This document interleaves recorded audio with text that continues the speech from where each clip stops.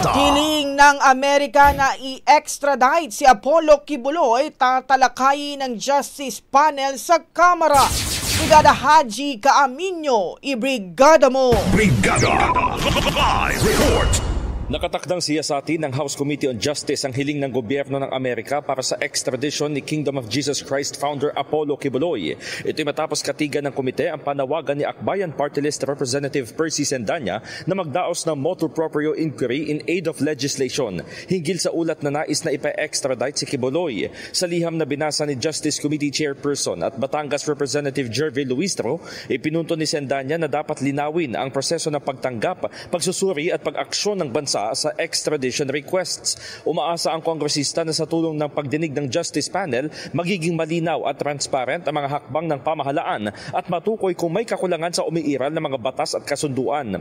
Kabilang sa mga puntong ikinonsidera ng komite ay kung maaari bang hingin ng US ang extradition ng isang akusado na may nakabinbin pang kaso sa Pilipinas, timeline sa pagtanggap, pagpasa at paghahain ng petition for extradition mula sa DFA, DOJ at sa korte.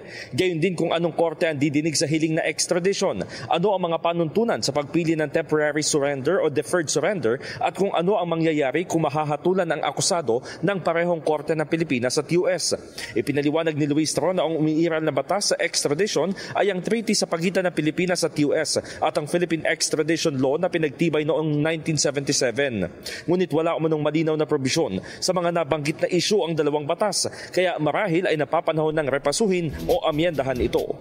In the heart of changing lives, ako si Brigada Haji Caaminyo ng 105.1 Brigada News from Manila, the Music and News Authority. Ang bahaging ito ay hatid sa atin ng Fast Relax. Tanggal ang sakit, ora mismo.